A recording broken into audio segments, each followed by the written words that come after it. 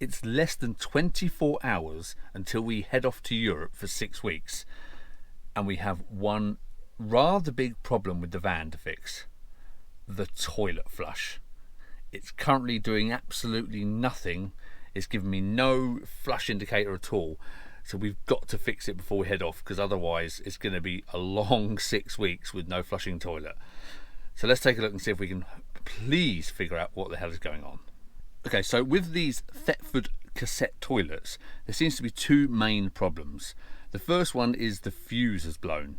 Now, a lot of these have the fuse located at the back of the cassette, but mine doesn't have that, so I'm guessing that it's a slightly different model, and I can't find a fuse that actually controls the toilet power. So I'm going to skip that issue right now, and I've gone for this. So this is the actual water pump. Now, this is another really common problem. It's a simple impeller. It just sucks up the water from the bottom, and it just connects with these two wires. So we're going to try and replace the pump and see if we get any life from the toilet flush at all. Don't worry, there's nothing to see, but I will show you where the old pump is coming from and how to connect this up. So let's have a look now. Okay, so in case you've never seen these before, here is the Thetford toilet we have in here. Now it does have this is the flush button here. So it does have a small 12-volt flush, and as you can see here, you've got to take out the toilet roll holder. It just slides out. You slide out the toilet roll holder, and underneath it is where the water pump goes. And here is the original pump. So it's exactly the same as the one I've got, little impeller, but it doesn't seem to be doing anything at all. So what I've done, I've disconnected it. So here is the other end. This is actually coming from the van, basically, and as you can see, they are very black and grubby. So that's not great. That's not going to give us a great connection. So I'm going to strip those back, obviously lose a bit of the wire, and connect up the new pump. Now the pump might well be okay, but as I've got it already, I may as well just put a new one in. Why not? And it was connected originally with this little crimping thing, tube thing here, but these are a bit rubbish. This looks a bit crappy. So I've actually got some terminals instead. Here we go, let me show you these.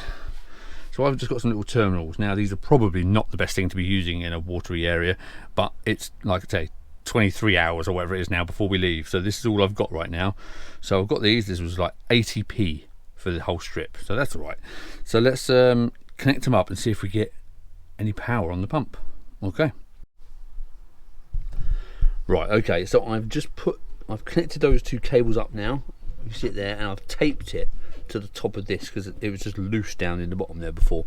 I'm pretty sure this was supposed to be a bracket to hold the pump in, but I've just put the pump, you're not going to be able to see it, pump down there into the water, and that's a moment of truth. So I've just switched the 12-volt power on, and if this works, then we should get a flush.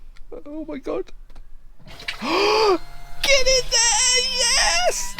It's fixed! Oh my god, that is so exciting. That's amazing. That is so satisfying because, you know, I'm useless with electrics, so I'm really chuffed that actually worked.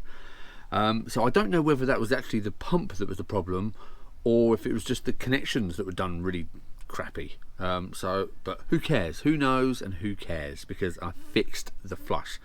I'm very chuffed. I'm very satisfied with that. So hopefully that gave you some sort of idea. It wasn't meant to be an instructional video, but it kind of turned into one.